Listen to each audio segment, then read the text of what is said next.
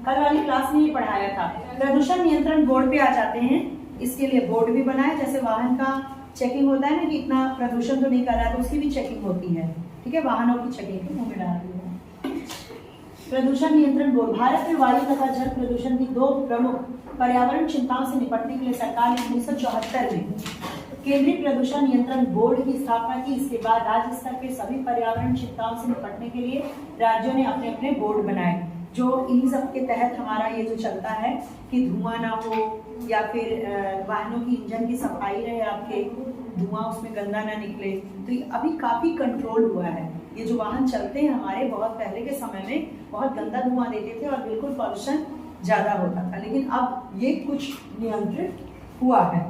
जल, वायु और भूमि प्रदूषण से संबंधित सूचनाओं का संकलन वितरण करते हैं, कचरे व्यापार, निकास और उत्सर्जन के मानक निर्धारित करते हैं। ये बोर्ड सरकार को जल प्रदूषण के रोकथाम, नियंत्रण और कमी के लिए जल धाराओं द्वारा नदी कुओं की स्वच्छता के संवर्धन के लिए सहायता देते हैं। आप देख रहे हो गंगा सफाई, गंगा संवर्धन, ये सब चल रहा है। नदियों की सफाई स्वयं सेवक संघ भी करते हैं गंगा की सफाई, और सरकार की तरफ से भी जो लोग होते हैं वो नदियों की सफाई के लिए रखे जाते हैं। जैसे स्वीपर्स रखे जाते हैं यहाँ, आप देख रहे झाड़ू लगाने वाली, पोछा लगाने वाली, वैसे नदियों की सफाई के लिए स्पेशली एक फोर्स बनता है, वो करता है। नदियाँ गंदी क्यों होती हैं? जो घर के जो पूजा पाठ में करते हैं बहुत लोग, हाँ वो देखो फैक्ट्री वाला वो तो छोड़ो, अगर हम अपने स्तर पे सोचें तो क्या हम नदियों को गंदा कर रहे हैं? कैसे? नवरात्रि के बाद, ठीक है, ऐसे कई चीजें हैं। खास करके लोग जो थोड़ा सा सोच रहे हैं बहुत अच्छा काम कर रहे हैं, वो जाते हैं पन्नी में भर के, पन्नी नहीं फेंकते, ऐसे ऐसे करके हमने देखा गंगा जी में डालते हुए, पन्नी ले आएंगे दिखा के सबको, हाँ पन्नी नहीं फेंक रहे हैं। वो जो आपने फेंका वो कहाँ जा रहा है, वो क्या हो रहा है, वो क्या पानी को साफ कर दे रहा है? तो ये चीज बहुत ज्यादा होती है, खास करके गंगा जहाँ है, जहाँ पूजी जाती है। एक मैंने देखा था, एक स्टेटस था, 2 नदियाँ थी, जैसे फॉरेन की कोई नदी जहाँ पे नदी को नदी मानते हैं, और एक था गंगा नदी जहाँ नदी को माँ मानते हैं। तो जहाँ नदी को माँ मानते हैं वहाँ पे उसकी हालत कितनी गंदी है, कितनी गंदी है। हाँ, और जहाँ नदी को नदी मानते हैं, यार इंसान को इंसान ही मान लो ना, क्यों पूछते हो? लड़कियों को लड़कियां ही मान लो, क्यों देवी मान ले रहे हो? देवी मान ले रहे हो और फिर उनको मतलब क्या है? आप मत मानो, मत मानो, इंसान को इंसान मानो। जैसे लोग कहते हैं ना, अरे हम बहू को बहू नहीं बेटी मानते हैं। क्यों भाई? बहू मानोगे तो अत्याचार करोगे। बहू क्या कोई ऐसा, मतलब सोचो ये कितनी गहरी बात है। बहू नहीं मानते, हम बेटी मानते हैं। क्यों? बहू को बहू मान के प्यार नहीं किया जा सकता। तो ये मानसिकता कितनी देखा जाए तो घर कर गई है कि जब बेटी मानेंगे तभी हम प्यार करेंगे, बहू को बहू मानेंगे तो प्यार नहीं हो सकता। वाह! तो इंसान को इंसान मानो, नदी को नदी मान लो, माँ मत मानो। माँ मान के तो तुमने उस पर फूल चढ़ा दिया, नारियल फेंक दिया, हाँ जाने क्या क्या गंदगी फेंक दी। घर का जितना कूड़ा है, हम तो कूड़ा ही कहते हैं, सूखे हुए फूल, अगरबत्ती के वो राख, वो सब फेंक दिया आपने माँ के झोली में, सब डालते जा रहे हैं, माँ मानते हैं। चलो, ये बोर्ड जल ये करते हैं निपटान उपचार उद्योगों के विनिमय द्वारा। विनियमन, विनियमन का मतलब होता है रेगुलेशन, यानी कि रूल एंड रेगुलेशन। रूल्स होता है ये मत करो, रेगुलेशन ऐसा करना चाहिए। रूल एंड रेगुलेशन दोनों एक साथ सुना होगा आप लोगों ने। तो इन दोनों में क्या अंतर है? रूल्स का मतलब आपको ये, जैसे बोलते हैं ना, आपको गेट से बाहर नहीं जाना है, दिस इज रूल।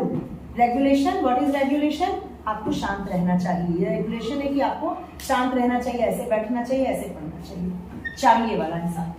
दवा में वायु गुणवत्ता का मूल्यांकन करते हैं। वास्तव में अपने जिला स्तरीय अधिकारियों के माध्यम से राज्य बोर्ड अपने क्षेत्राधिकार में आने वाले प्रत्येक मुद्दे का समय समय पर निरीक्षण, निकास, गैसीय उत्सर्जन, ये सारी चीजें की जाती है सरकार के द्वारा। प्रदूषण नियंत्रण बोर्ड जल प्रदूषण से संबंधित तकनीकी सांख्यिकी आंकड़ों का संकलन, संपादन, वितरण करते हैं। भैया कहाँ जल खराब है, कौन सी टंकी खराब हुई, कौन सी साफ करनी है, कहाँ जल नहीं जा रहा है, कहाँ पाइपलाइन टूटा है, ये सारे काम चलते रहते हैं। फिर कहाँ से जोड़ना है, नदियां है, नहर है, वहां से पानी यहाँ तक आए, ठीक है। निकट के कारखाने सिंचाई विभाग में जाइए, जल विद्युत आपके लिए है, आप लोग चले जाइएगा। हमें तो नहीं मालूम यहाँ कोई कारखाना वारखाना है, आसपास नहीं है। उपायों का विवरण, वायु जल प्रदूषण से संबंधित जागरूकता कार्यक्रम को समाचार पत्र, रेडियो, दूरदर्शन, इन सब में आप देखते होंगे और उस पर चर्चा करें, मतलब कि इसको हम लोग कैसे नियंत्रित कर देते हैं। हम कह रहे हैं ज्यादा रायता मत फैलाओ, बस क्या करो, अपने तक बात करो कि आप क्या कर सकते हो।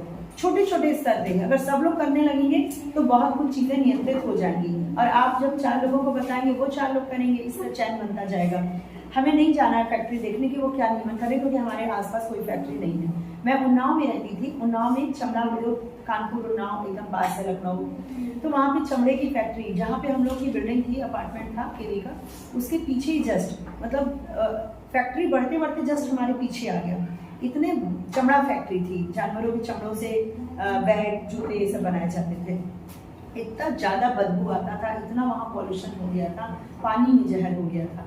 ठीक है, तो ये सब चीज़ों को हम क्या नियंत्रित कर सकते हैं? अगर उनसे हम जाके बोलेंगे तो उन्हें तो सरकार नियंत्रित करना चाहिए ना, उनके साथ क्या है कि क्यों, कहाँ फेंका जा रहा है, कहाँ ये वायु जाए, या फिर वहाँ पे रेजिडेंशियल एरिया है तो उसको हटा दिया जाए, या तो उनको एकदम से मतलब आउटर एरिया में रखा जाए। तो ये सारी चीज़ें सरकार करेगी। हम क्या कर सकते हैं जल प्रदूषण को सही करने के लिए?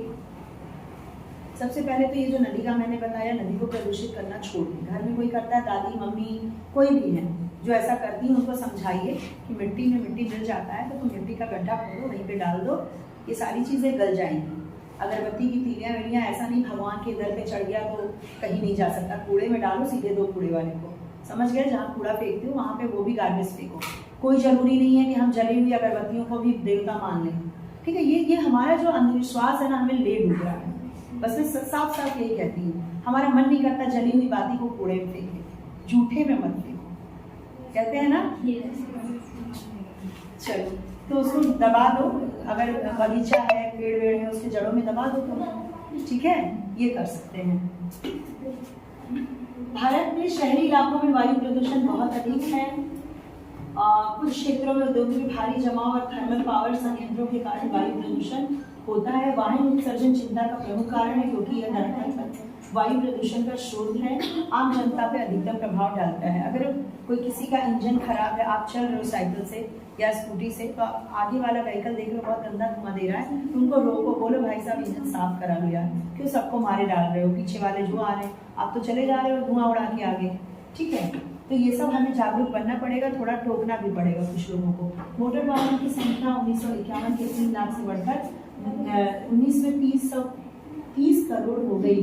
मतलब मोटर वाहन जो है जितनी जरूरत थी अब बहुत ज़्यादा करोड़ों में हो गई है, यानी इतने मोटर वाहन निकल रहे हैं। आप खुद भी देखो, दीपावली में देखना कितने मोटर वाहन निकलेंगे। पापा की गाड़ी अलग है, भैया की अलग है, लेकिन छोटा वाला भाई फिर भी रो रहा है, हमें अपनी चाहिए। समझ रहे हो, वो स्टेटस सिंबल बन गया है। स्टेटस सिंबल समझते हो कि अरे मेरे पास नहीं है गाड़ी, तो ये चीज़ें रैचेट इफेक्ट बताया था ना, रैचेट इफेक्ट, कि समाज को देख के हम खर्चा करने लगे हैं। 16 में व्यक्तिगत परिवहन वाहन केवल 2 परिवहन कार संख्या कुल पंजीकृत वाहनों की 85% थी, यानी 100 में से 85% जो है, 100 अगर आया है शोरूम में तो 85 बिक गए।